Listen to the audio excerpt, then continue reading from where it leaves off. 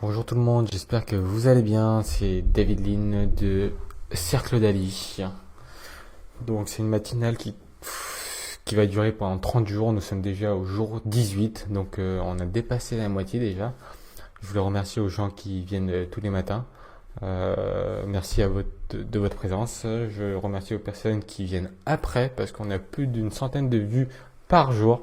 Donc c'est quand même pas rien. Donc merci à toutes et à tous d'être là du début jusqu'à la fin.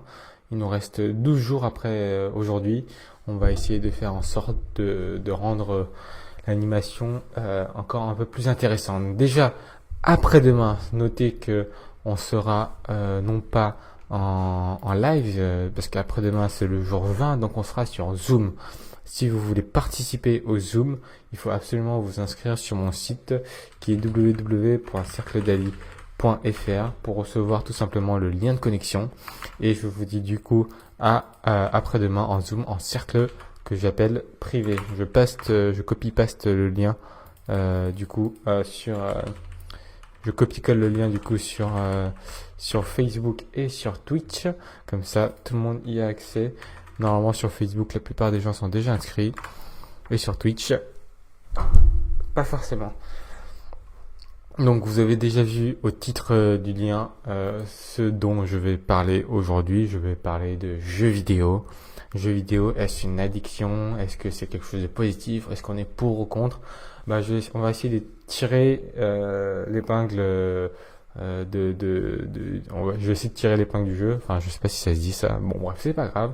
En tout cas, je voulais parler de jeux vidéo parce que j'ai été moi-même assez, on va dire, impliqué là-dedans durant mon jeune âge et mon ma jeune vie d'adulte, puisque j'ai joué dans une équipe professionnelle, un jeu vidéo compétitif, et je vais pouvoir en parler de l'intérieur. Qu'est-ce que le jeu vidéo pour moi? Comment je l'ai vécu lorsque je faisais mes études aux États-Unis, et aussi quels sont les apports, quels sont les inconvénients, quels sont le pour, quels sont le contre. Ça va aussi permettre de mettre un peu d'eau au vin des personnes qui sont un peu 100% contre, et ça va permettre aussi de nuancer les personnes qui défendent les jeux vidéo à camp ouvert. Bref, le cercle d'Ali, jour 18 sur les jeux vidéo. On commence. Hop, alors on va enlever toutes les petites fenêtres et on va commencer déjà par voir qu'est-ce que l'industrie du jeu vidéo, qu'est-ce que l'industrie du jeu vidéo et en combien ça se chiffre. Parce que pour comprendre ça, est-ce que c'est juste un phénomène isolé chez mon enfant qui est addict, ou est-ce que c'est quelque chose de mondial, international? Et ça, on va le comprendre déjà par l'industrie du divertissement. Si on sait que le jeu vidéo, c'est la plus grande industrie du divertissement, devant le cinéma, par exemple, qui est très bien classé, donc je le mets juste à côté, et même devant tout ce qui est parc d'attraction, jeux de société, des choses comme ça, c'est largement devant. Ça compte 4,8 milliards de marché en 2018 en France et 120 milliards dans le monde. Donc c'est quelque chose de colossal, c'est la plus grande industrie du divertissement dans le monde, même plus que le cinéma. Et en comparatif, le cinéma, ça représente 98 milliards dans le monde. Alors que le cinéma, on sait qu'il y a des nouveaux films tous les mercredis. Et c'est pareil dans le monde entier. Et chaque pays a ses propres vidéos. Chaque pays a ses propres, comment dire, a ses propres films, a ses propres séries. Et pourtant, c'est moins que les jeux vidéo. Alors, avant de tacler les jeux vidéo, ou avant de quoi que ce soit, c'était vraiment de dire que les jeux vidéo, c'est pas un petit cas isolé, c'est pas juste votre enfant qui est accro à ça, c'est pas juste vous qui l'êtes, c'est vraiment quelque chose d'international. Ça a commencé à venir avec la génération Y, donc au tout départ de celle dans laquelle je suis, la génération Y. Ou je suis de la génération Z? Non, je suis de la fin de la Y, début de la Z, donc je suis au cross, moi. Mais ça a commencé avec la génération Y, ça a continué avec la génération Z qui a connu la génération Z a connu elle les jeux vidéo en ligne. Et après, il y a eu la génération qu'on connaît aujourd'hui, et encore plus jeune qui est totalement dedans, qui n'a pas connu autre chose que les jeux vidéo en ligne quasiment. Euh, Avant d'en parler, j'aimerais aussi parler de là où je viens au niveau des jeux vidéo. Moi, personnellement, j'étais en sport-études quand j'étais plus jeune. En sport-études, j'avais cours le matin de 7h à 13h, et ce jusqu'au lycée. Et après de 14h, enfin on mangeait de 14h à 17h à peu près, j'avais jeux vidéo. J'avais pas jeux vidéo, j'avais tennis. Je faisais du tennis. Sauf qu'après le tennis, on rentrait chez soi, parce que là j'étais pas encore en internat ou quoi que ce soit, je rentrais chez moi. Et de 17h à 22h, j'avais rien à faire à part mes devoirs. Mais mes devoirs étaient plus ou moins allégés parce que j'étais déjà dans une structure où il n'y avait pas beaucoup de devoirs parce que du fait que j'étais au tennis ou parce qu'il y avait des musiciens aussi, donc c'était très intéressant. Ou des danseurs, bref, des artistes ou des sportifs de haut niveau, de mon âge. Les meilleurs d'Île-de-France en gros. Et pour le coup, j'avais du temps libre. Et je passais toutes mes soirées, sans aucune exception, à jouer aux jeux vidéo. Toutes mes soirées. Et je trouve que je suis devenu bon. Au début, je faisais ça que de façon disparate. Je jouais de temps en temps, je jouais à des jeux différents. Et après, j'ai connu le jeu vidéo en ligne, tout ce qui est ranking, donc tout ce qui est classement. Et moi, j'avais toujours l'esprit très compétitif qui est aussi très présent chez le tennis. Et j'ai décidé de en faire de façon compétitive. J'ai commencé par un jeu de tir, j'étais pas très bon. J'ai fait un jeu d'échecs de 5 joueurs contre 5 joueurs. Ça s'appelle le MOBA pour celles et ceux qui connaissent. J'étais très très bon au départ, mais bon, j'ai pas forcément percé. Et finalement, j'ai joué à un jeu de cartes qui m'a accompagné même lorsque je suis arrivé aux États-Unis. Et il se trouve que j'étais joueur remplaçant dans l'équipe d'Amérique, des États-Unis d'Amérique. Et là, j'ai vu tout l'envers du décor, c'est-à-dire la partie professionnelle des joueurs de jeux vidéo à haut niveau. Et là, c'est autre chose. Là, c'est quelque chose de vraiment intense, puissant. Mais aujourd'hui, on est bien d'accord que je ne parle pas de l'e-sport, donc l'électronic sport, je parle de jeux vidéo au quotidien, de nos amis, de notre famille et des enfants qui sont dans le jeu vidéo tout simplement, et les côtés positifs, le côté social et les revers de la médaille.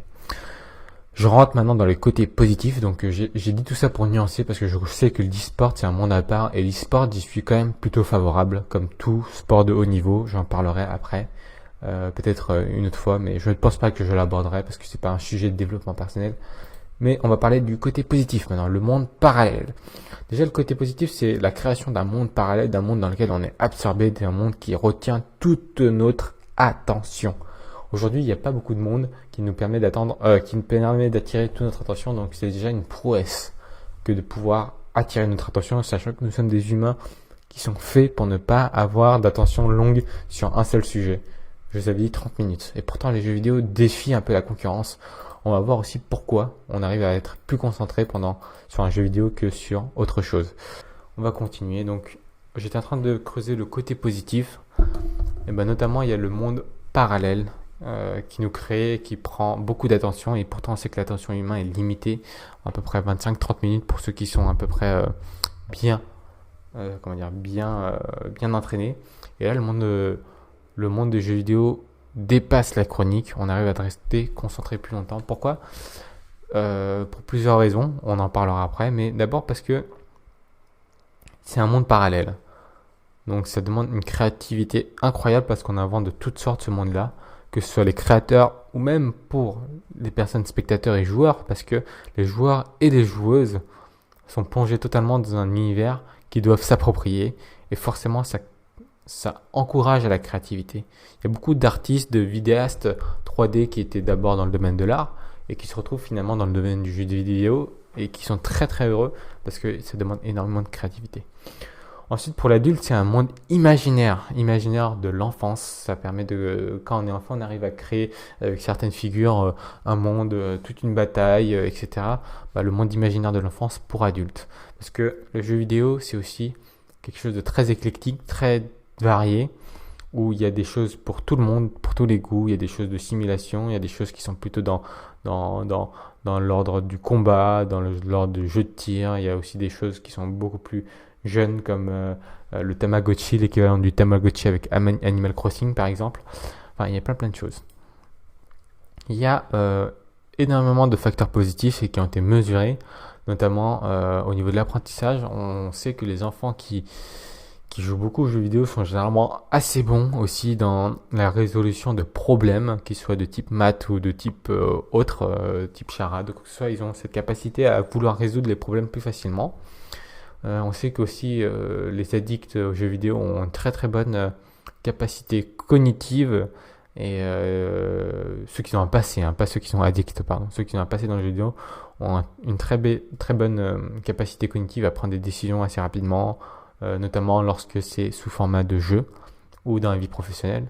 Et ça améliore le réflexe des coordinations des mains et des yeux en fait, tout simplement. Donc si on veut prendre quelque chose, bah, on est plus rapide, on est plus précis parce qu'on a joué aux jeux vidéo, parce qu'on a créé des autoroutes entre les neurones pour cliquer ou pour jouer sur les boutons au niveau des doigts, des mains, et donc du coup ça crée des autoroutes au niveau des réflexes corporels. Et c'est aussi utilisé dans le cadre médical, c'est-à-dire quand il y a un accident de moto ou quoi que ce soit, en tout cas quand on perd l'usage d'un membre ou quoi que ce soit, jouer aux jeux vidéo, ça accélère la récupération et la rééducation en cas d'accident moteur ou physique.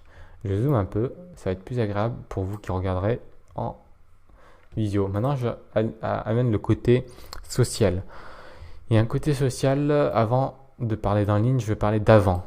Avant, quand moi j'étais un peu plus jeune, on sonnait à ma porte et on me demandait si je voulais sortir jouer ou pas. J'allais jouer au foot, mais même des fois on m'appelait, je sortais et on allait jouer par exemple à Pokémon. Pokémon c'est un jeu individuel, mais le fait qu'on jouait tous en même temps à un jeu individuel, ça rendait social. Ça rendait social parce qu'on avait des valeurs communes, un langage commun. Et même si c'était une Game Boy, même si c'était un jeu vidéo en console, et même s'il était individuel, il a un côté social. En parlant de social, aujourd'hui, il faut savoir que les jeux vidéo, c'est aussi très très social. Bon, avant, il y avait le cache-cache, les 400 coups, faire du vélo, bref. Donc c'est un peu comme aller jouer au foot, hein, en fait. Je vais le mettre là-dedans comme ça. Comme j'ai dit, il allait. Maintenant, je vais dire aller comme ça. Le jeu vidéo, c'est d'abord un aspect social. C'est un aspect social parce qu'on va communiquer avec d'autres, on va partager un langage commun aux autres, on partage un monde créatif avec les autres. Et forcément, ça permet aussi de faire des amis. Et il faut savoir que dans la génération encore plus jeune la jeune génération qui arrive, si on prive totalement les jeux vidéo d'une personne, la personne peut se trouver un peu ovni par rapport à ses amis qui vont parler de jeux vidéo en ligne. Et du coup, ça va le créer un petit sentiment d'être différent, de ne pas être dans le groupe, de ne pas être intégré aussi parce qu'ils vont parler de jeux vidéo et elle ou il ne va pas savoir de quoi ça parle. Donc ça peut être aussi problématique de couper à 100% les jeux vidéo, surtout que c'est une place de plus en plus importante au quotidien. Bon, bah voilà, j'ai exactement dit ça. Et on sait que la génération Z au travail est beaucoup dans la communication et le travail d'équipe. Et il faut savoir que le côté social d'un jeu vidéo améliore la communication et le travail d'équipe. C'est aussi mesuré et mesurable. Maintenant, je vais partir sur tous les côtés négatifs du jeu vidéo. Il y a Siskush qui me répond sur Twitch, donc je lui dis salut aussi. Je regarde pas le chat tout le temps. Alors là, ça mérite un ban. Parce que tout simplement, allô, tu me reçois, et wesh, le chinois, ça ne passe pas. Hop, je passe à la suite. Alors, le revers de la médaille, d'abord, dans les jeux vidéo, il y a une boucle de récompense qui est assez courte. Donc, c'est-à-dire qu'il va y avoir une quête, on va gagner la quête, on va réussir la quête, il y aura un gain tout de suite. Et donc, ça crée des fausses attentes dans la vie réelle. Parce que dans la vie réelle, avant d'avoir la victoire et avant d'avoir une réussite, ça prend du temps. Ça prend du temps. En plus, la réussite est incertaine. Et rappelez-vous, on avait parlé ça par rapport au cerveau. Le cerveau n'est pas programmé pour la longueur. Le cerveau essaye d'économiser un maximum d'énergie. Le cerveau essaye tout simplement de procrastiner parce qu'il veut économiser de l'énergie. C'est le cerveau reptilien. Donc forcément, le jeu vidéo apporte ce quête victoire-gain. Et donc le cerveau a l'impression de gagner de quelque chose rapidement. Et tout simplement, donc il ne va pas procrastiner pour jouer aux jeux vidéo parce que justement le gain est court. Donc il faut faire attention à ça parce que la vie réelle n'est pas pareille, bien évidemment. Ça réduit aussi la capacité à être proactif dans sa journée. Si le matin on se réveille et qu'on veut prendre du temps pour soi, etc., ça réduit fortement cette capacité à être proactif. Pourquoi ? Parce qu'en fait, on réagit aux stimuli dans les jeux vidéo. Il y a quelque chose qui se passe, il faut réagir. Il y a une boule de feu qui va tomber, il faut se sauver. Il y a des zombies qui arrivent, il faut les tuer. Il faut survivre. Voilà, on réagit aux stimuli des jeux vidéo. Donc, certes, on devient très bon à la prise de décision quand il y a une réaction à prendre, mais parfois, c'est la prévention et la proaction qui mènent à éviter ces problèmes-là. Et il ne faut pas juste gérer des problèmes. Gérer des problèmes, par contre, c'est bien pour peut-être les politiciens. Donc les politiciens peut-être devraient jouer un peu plus aux jeux vidéo. J'exagère un peu. Prendre beaucoup de temps. Et oui, le jeu vidéo c'est addictif, ça nous tire de cette attention de 30 minutes à peut-être 1 heure, 2 heures, 3 heures, on s'en rend même pas compte et on est très attentif, on donne beaucoup d'énergie et après on est déplété d'énergie parce qu'on a trop joué aux jeux vidéo. Et donc du coup, prend beaucoup de temps, c'est le revers de la médaille du jeu vidéo. C'est ok si on a conscience et que c'est contrôlé et que c'est un vrai plaisir que de prendre du temps à jouer aux jeux vidéo. Aujourd'hui, je joue 1 heure de jeux vidéo, là c'est cool. Mais par contre, si ça prend du temps sur les projets perso, est-ce qu'on nourrit toujours bien les relations familiales et amicales ? Comment on se sent au niveau du corps, santé, parce qu'on est tout le temps assis, avachis ? Ou comment est notre environnement aussi, vous voyez ? Les projets professionnels, est-ce qu'on a travaillé sur la création de richesses, d'indépendance financière ? Est-ce qu'on est dans sa mission de vie ? Voilà, des choses comme ça qu'on pourrait se poser pour vraiment savoir si prendre beaucoup de temps, c'est pertinent dans le cas de jouer aux jeux vidéo. Ça peut l'être pour déstresser. Si on est quelqu'un anxieux, c'est un facteur très déstressant les jeux vidéo, que ce soit par exemple sur un jeu de tir, un jeu de sport, un jeu où il y a un enjeu, ça permet d'être très anxieux sur le coup parce qu'on a envie de gagner, on a envie de bien faire. Et une fois qu'on arrête, ça permet de relâcher. Ça crée une espèce ça nous rend un peu plus anxieux sur le coup, un peu plus en attention. Et après, ça nous relâche. Donc, ça peut avoir un effet positif si c'est conscient et contrôlé. Le plus gros problème, on l'a vu dans les jeux en ligne comme World of Warcraft et qui ont fait couler beaucoup d'encre et qui existent de plus en plus, c'est l'illusion de l'avatar. C'est de se reconnaître et de se prendre pour un personnage. Et c'est mélanger le monde physique et le monde digital. Donc c'est le phygital complet avec le MMORPG, le jeu qui est massif et multijoueur en ligne et qui est un role-playing game. Donc c'est un jeu où on incarne un personnage. C'est le phygital complet parce que notre personnage va faire des actions de la vie quotidienne, comme dans les Sims par exemple. Il va aller aux toilettes, il va manger, il va se disputer, il va jouer, il va bronzer. Ou dans World of Warcraft où c'est une personne augmentée qui a des super pouvoirs, qui est super agile, ce qu'on n'est pas bien sûr dans la vie réelle, qui a des caractéristiques surhumaines de puissance, de force, et qui va résoudre des quêtes inhumaines, choses qu'on ne pourrait jamais faire dans la vraie vie. Et ça apporte un degré de satisfaction et ça nourrit aussi en quelque partie l'ego. Donc on a vu dans les premiers témoignages d'addicts aux jeux vidéo, c'est que ils avaient l'impression de ne pas avancer dans leur vie s'ils n'avançaient pas dans leur vie virtuelle. Donc vous voyez, ça peut avoir un gros impact aussi. Donc voilà, donc améliorer sa vie dans les jeux vidéo au détriment de sa vie réelle, parce que dans la vie réelle c'est moins idyllique, c'est moins fun. Donc on va mettre de côté le gain éventuel à long terme pour des gains à court terme qui sont bien plus faciles, bien plus courts. Notamment quand je me rappelle dans un jeu auquel j'avais joué, il y avait une espèce d'objet limité dans le temps et dans la fabrication dans le jeu vidéo. Et une personne avait dépensé jusqu'à 1 500 € pour l'avoir. Donc c'était quand même spécifique. Après, il y a des jeux qui sont beaucoup plus néfastes que d'autres. Et notamment, je dirais les jeux comme Candy Crush. Candy Crush, ça a été fait par Facebook enfin pas vraiment par Facebook à la base, mais ça a été racheté, je crois. Et du coup, il y a des addictologues qui ont travaillé sur ce jeu-là.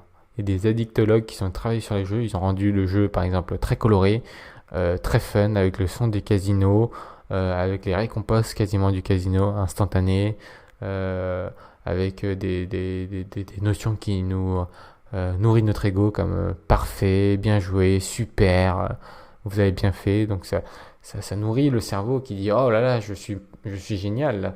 Et donc du coup, vous allez faire 90 parties, vous vous retrouvez au niveau 100, vous demandez de l'aide à vos amis pour avoir des vies supplémentaires parce que quand vous perdez votre vie, etc., etc. Et du coup, vous êtes embarqué dans le casino.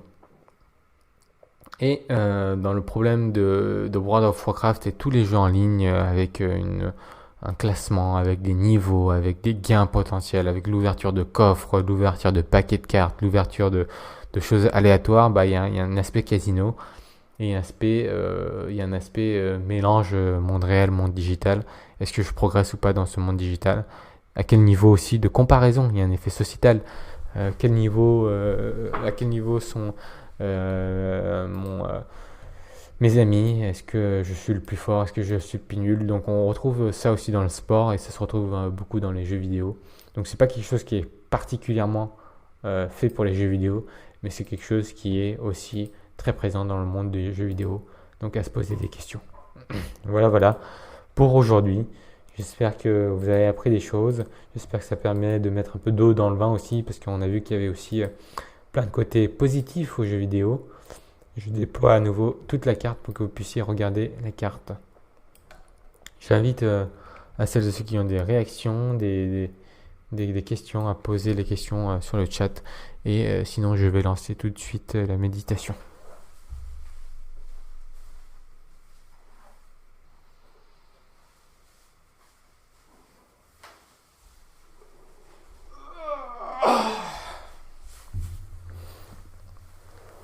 Bien sûr, je mettrai cette carte qui sera disponible dans la Dropbox si jamais vous voulez la télécharger. Je vais aussi l'exporter de suite avant d'oublier en PDF. Ah, il y a le sport qui commence dans 30 minutes. Hop, je vais éteindre cette carte et on revient sur la webcam. Bim, me revoilà. J'espère que vous allez bien. Il n'y a pas eu de questions ni de suggestions. Je vous invite aussi, si jamais vous voulez que j'aborde un sujet, et que si je connais bien sûr, à me faire part de ce sujet dans le chat. Ça me donnera quelques pistes pour les 12 jours qui suivent. Sachant que dans les 12 jours qui suivent, il y aura encore 2 sessions en privé via Zoom. Donc accessible qu'aux personnes qui auront le lien. Et pour avoir le lien, il faut s'inscrire sur le site web.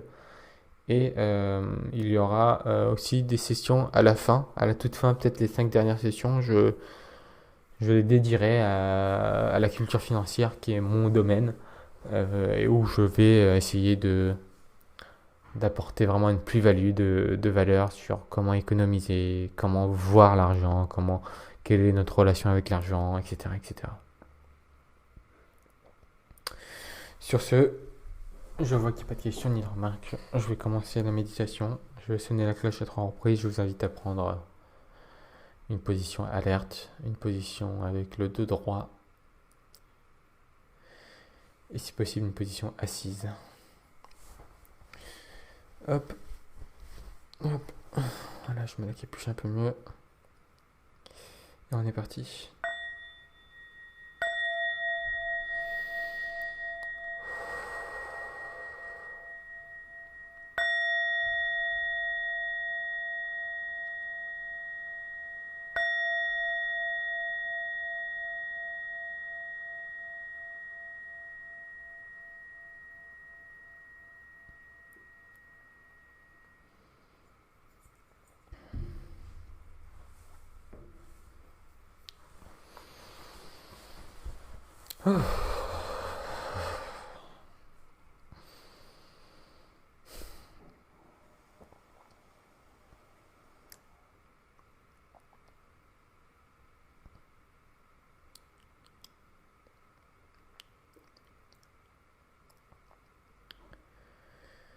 Je vous invite à respirer pendant 8 secondes, à retenir votre souffle pendant 8 secondes et à expirer pendant 8 secondes.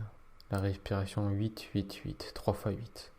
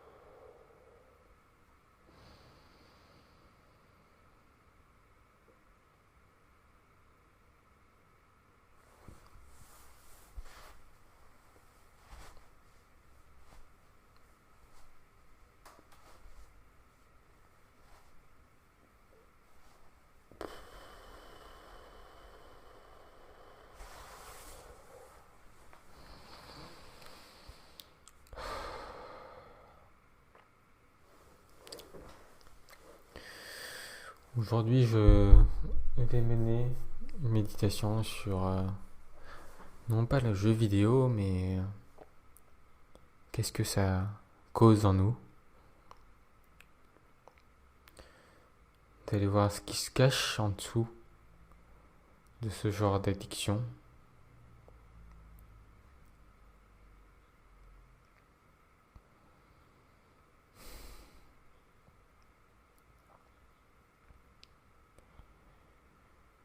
Comment on se sent vis-à-vis de la session d'aujourd'hui, au niveau des jeux vidéo, du côté positif, du côté négatif.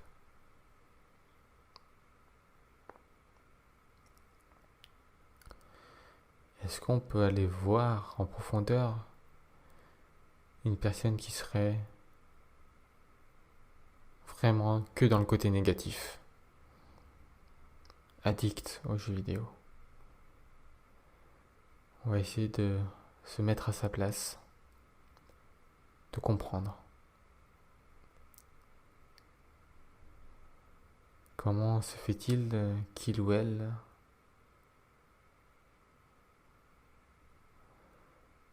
soit addict?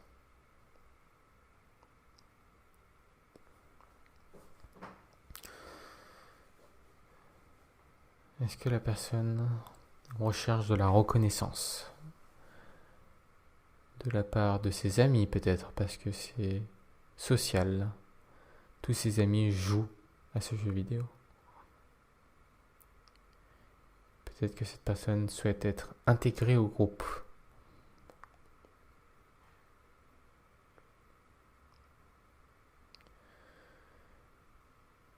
Est-ce que cette personne a des difficultés dans la vie réelle qu'elle ne souhaite pas aborder, qu'elle ne souhaite pas relever, qu'elle ne souhaite pas faire face, ou qu'elle ne peut pas, peut-être aussi. Peut-être que le jeu vidéo est alors un échappatoire, une fuite dans un monde parallèle, où le succès, la récompense, la reconnaissance viennent plus rapidement.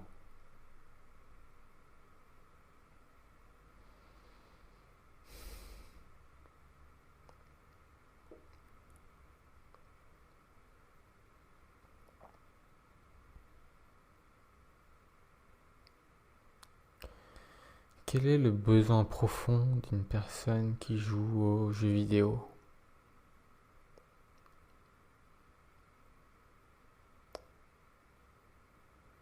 Est-ce le divertissement?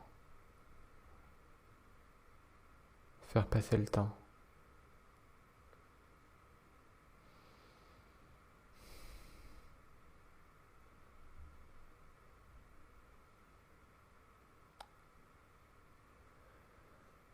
Est-ce le côté social?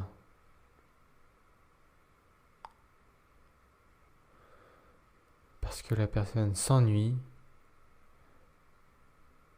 Est-ce que la personne qui s'ennuie peut simplement passer le temps sur un jeu vidéo? Prendre le temps d'apprécier un monde parallèle? Prendre le temps de s'oublier un instant?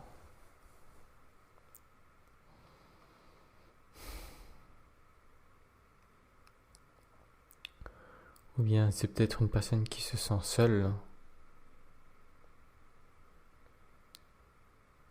une personne qui a besoin de communauté, de liaison, de relation.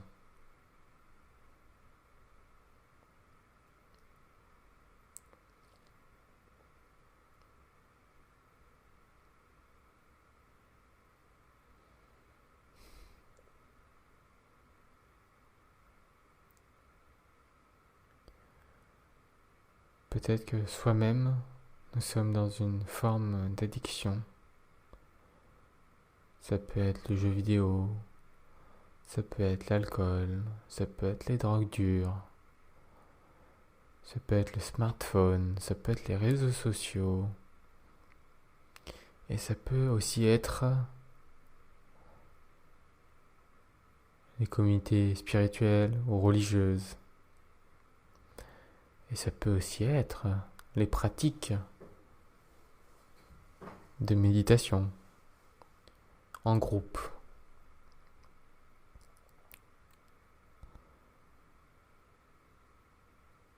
Le jeu vidéo n'était qu'un moyen d'aborder la question: faisons-nous les choses pour la bonne raison? Qu'est-ce qui nous motive, nous? Qu'est-ce qui motive moi? Qu'est-ce qui motive le jeu? Qu'est-ce qui te motive toi? En profondeur, allons explorer ça dans le silence pendant quelques minutes. Quelle est ma motivation profonde? De quoi ai-je besoin?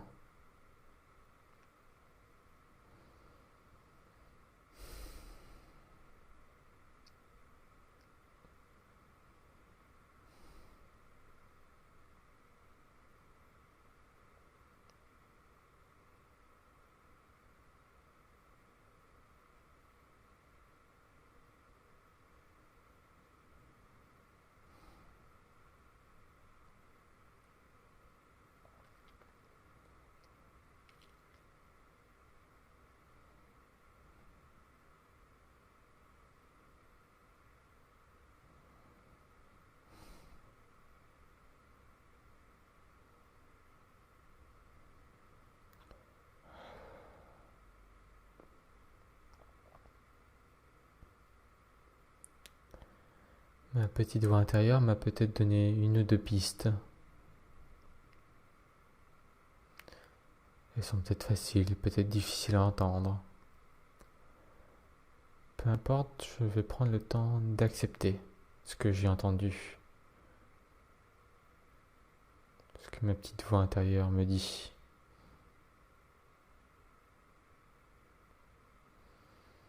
Je prends le temps d'honorer ce que j'ai ressenti, ce que j'ai exprimé.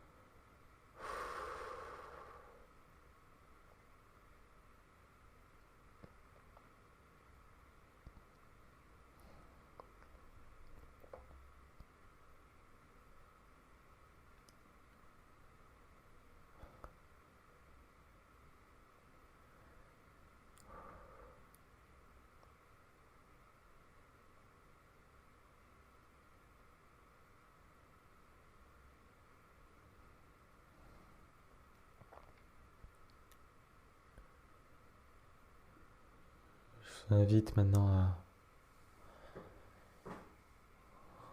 à prendre conscience de la vie d'ici et maintenant, le réel, de revenir à vous-même, tout doucement. Je vais sonner la cloche à 3 reprises. Je vous invite à savourer le son de la cloche.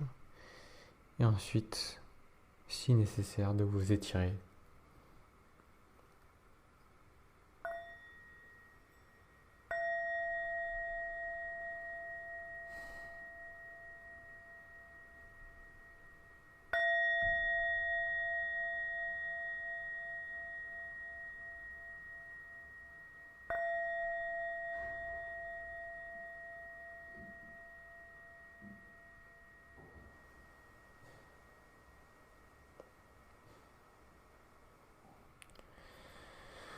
Prenons le temps de nous étirer ensemble.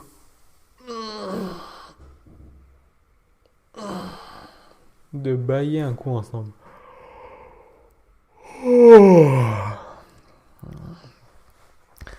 Nous sommes en réveil et nous avons fini notre session d'aujourd'hui sur les jeux vidéo, pour ou contre. La vidéo a été coupée à un certain moment, donc je vous invite à regarder le replay qui sera beaucoup plus fluide. Je demande aussi à Alexis, si jamais il est présent sur le chat, de garder la méditation au sein de la prochaine vidéo, parce qu'elle faisait partie intégrante du sujet du jour. Pour celles et ceux qui nous rejoignent sur Twitch et sur Facebook, j'envoie des personnes qui viennent et qui repartent. Je vous invite à vous inscrire sur www.cercledali.fr et vous aurez accès aussi à la mind map si vous le souhaitez, en regardant dans la description tout simplement du jeu vidéo. Sur ce, de la vidéo, pas du jeu vidéo. La langue qui fourche. J'espère que ça vous a plu. En tout cas, je vous souhaite une très belle journée à toutes et à tous. Et je vous dis à demain 7h pour le prochain sujet. Ouais, c'est tout. À tout à l'heure.